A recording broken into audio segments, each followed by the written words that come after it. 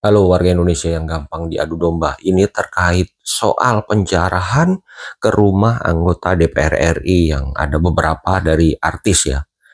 Ya, eh, ya kita harus sepakat dulu bahwa penjarahan dengan alasan apapun tidak dapat dibenarkan. Tapi untuk saat ini gue pribadi juga sangat paham sekali rakyat marah kepada anggota DPR yang kadang ngomongnya ngaco dan asal-asalan. Oke, langsung kita lanjut. Kemarin terjadi penjarahan di rumah Sahroni, ada beberapa barang mewahnya juga dikeluarin, koleksinya juga dihancur-hancurin, mobilnya dihancurin. Ya, terlepas ini misalnya settingan atau bukan, yang jelas itu tidak bisa dibenarkan kalau memang itu benar. Kemudian berbondong-bondong, seolah-olah berbondong-bondong anggota DPR yang lain yang sudah melakukan kesalahan itu minta maaf di media sosial.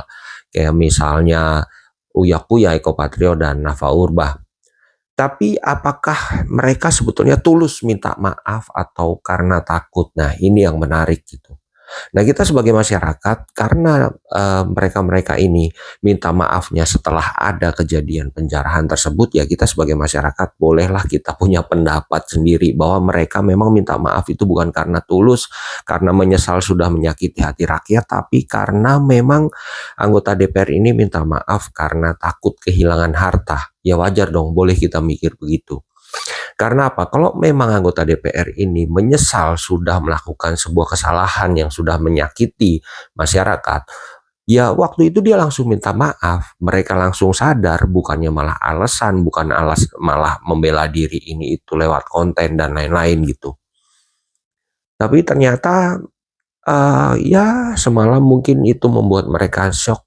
Waduh, kalau gini rumah gue gimana? Kalau gini mobil gue gimana? Kalau begini caranya harta gue gimana gitu. Ya lagi-lagi kayaknya patokannya hanya soal uang gitu ya. Semuanya diukur dari harta. Kemudian mereka mau minta maaf. Nah, kita sebagai masyarakat boleh berpikir begitu. Ya, tapi teman-teman semua yang turun ke jalan juga harus hati-hati karena tidak menutup kemungkinan juga kita juga boleh berpikir di dalam otak kita ini bahwa penjarahan dan lain-lain ini adalah sebuah settingan, bisa aja. Karena apa? Memang ada apa mau menciptakan kondisi Indonesia ini nggak terkendali, rusuh. Ia berawal dari menjarah anggota DPR yang mendapatkan support dari masyarakat, kemudian meluas kemana-mana, nanti bisa menjarah toko dan lain-lain kayak waktu 98. Bisa aja begitu. Dan yang dampak paling berat dari kerusuhan-kerusuhan ini adalah diberlakukan darurat militer. Ketika sudah dilakukan darurat militer, ya sudah, kita sebagai sipil bisa apa, dan resiko teman-teman kita yang berjuang di jalan juga sangat besar untuk kehilangan nyawanya. Karena biasanya kalau sudah darurat militer ya pasti aparat yang berwenang diizinkan untuk menggunakan peluru tajam gitu. Dan indikasi ini, kenapa dari tadi gue bilang ini bisa aja settingan, ini bisa aja ada yang mengarahkan. Karena ada museum di Kediri, museum artefak di Kediri itu katanya dijarah, katanya dirusak.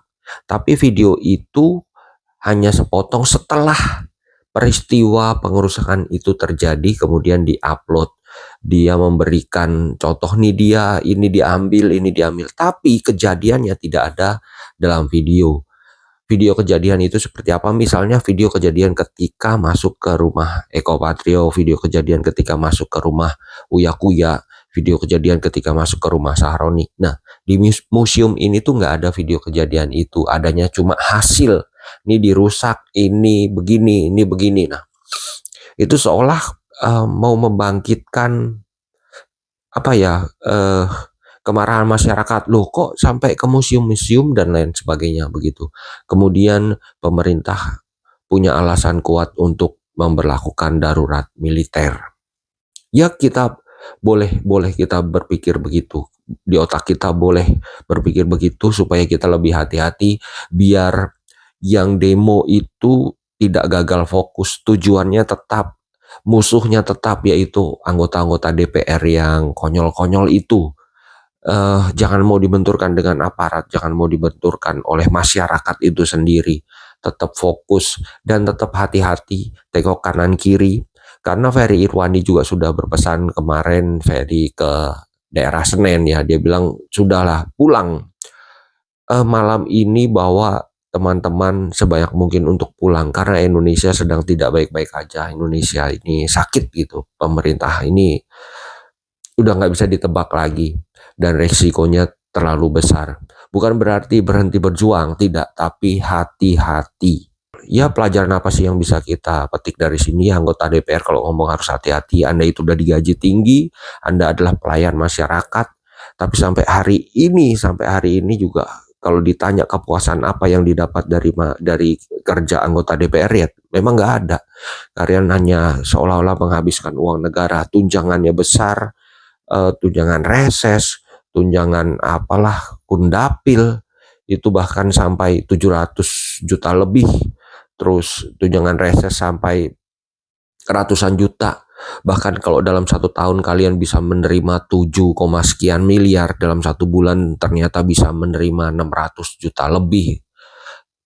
Ya tapi apa yang kalian kerjakan? Apa yang kalian pikirin? Memang kalian nggak pernah mikirin rakyat sama sekali.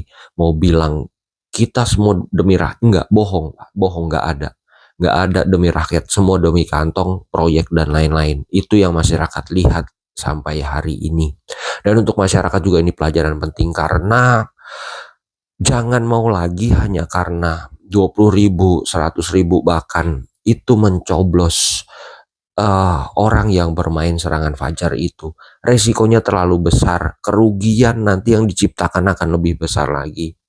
Ya, kita tahu semua pekerjaan sulit, mendapatkan uang sulit, tapi kalau 5 tahun ke depan harus ditukar dengan 100.000, itu tidak sebanding sama sekali. Jadi ini juga pelajaran untuk masyarakat kita semua supaya nggak gampang dibohongi dalam 5 tahun sekali itu. Ya, jadi gitu ya. Ini penting banget. Jadi orangnya datang bawa uang, ambil uangnya, nggak usah dicoblos. Kalau mau coblos, ya pelajari dulu visi misinya apa, backgroundnya orang itu bagaimana, dan track recordnya bagaimana, itu dipelajari dulu. Dan jangan ikut-ikutan. Jangan karena keyakinan, jangan karena orang ini baik, orang ini ibadahnya bagus, itu semua nggak kepake. Kita harus visi misinya sedetil apa, kita harus tahu. Kalau nggak tahu bagaimana cara carinya, ya di internet banyak, di TikTok banyak, di YouTube banyak. Ya itulah, ini pelajaran buat kita semua. Jadi jangan sampai pemilu mendatang keulang lagi nih. Kayak gini-gini hal orang-orang begini kepilih lagi. Oke, jangan lupa subscribe.